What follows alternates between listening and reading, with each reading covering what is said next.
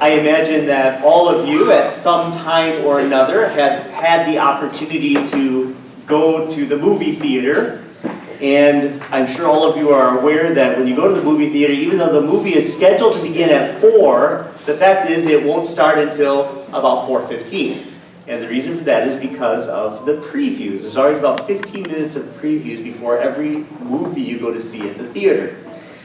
I don't know how you feel about previews, but I love to watch previews.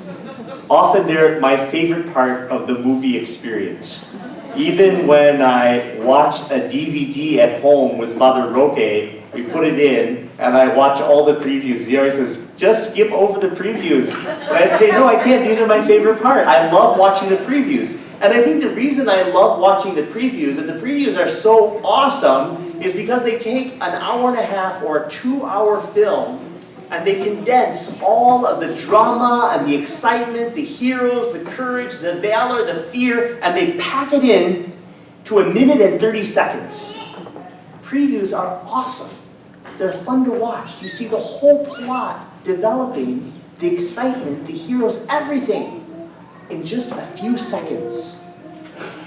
And my brothers and sisters, really, that's what happens today when we celebrate the Transfiguration.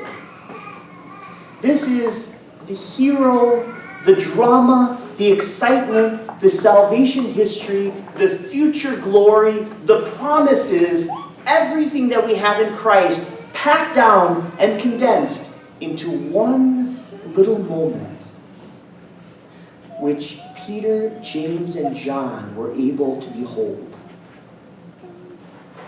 The Transfiguration really is a preview. It's a preview of what is about to happen. The Transfiguration points to us a few very important realities, and we see them manifested here in the Scripture. First of all, the Transfiguration reminds us of who we are in our Christian dignity. The words of the Father, "This is my beloved Son, in whom I am well pleased." That's a preview. Because that's who we are in Christ. It's a preview of the dignity that we receive in the sacrament of baptism. Sons and daughters of God. God is our Father. The Transfiguration manifests that to us powerfully. Another beautiful thing that we're reminded of, a prefigurement, a preview of the Transfiguration, Jesus finds himself there on the mountain, and he's talking to Moses and Elijah. Wait a second. Moses and Elijah are dead. They've been dead for 1,000 years or so. No, they ain't. They're alive. And they're talking to Jesus. This is a prefigurement. This is a foreshadowing. This is a preview for us. It is a promise that Jesus makes to us at the Transfiguration. When someone in this world dies, we think that they're dead, but they're not. They're really alive in Christ. Moses and Elijah are alive. Our family and friends who love Christ and have gone before us, they are not dead. They are alive, and we will see them again, and we will converse with them again. A preview of the promise of heaven, that we shall all one day live with God in the kingdom of heaven. The Transfiguration is a preview for us because of the glory it manifests.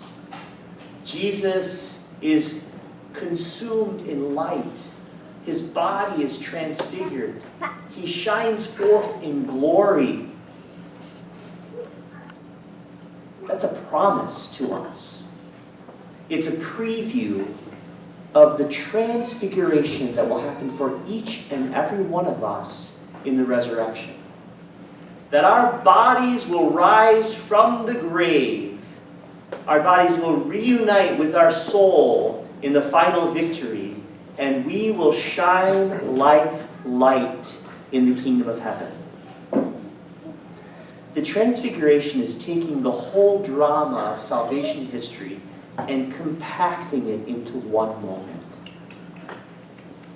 so that we can be filled with joy.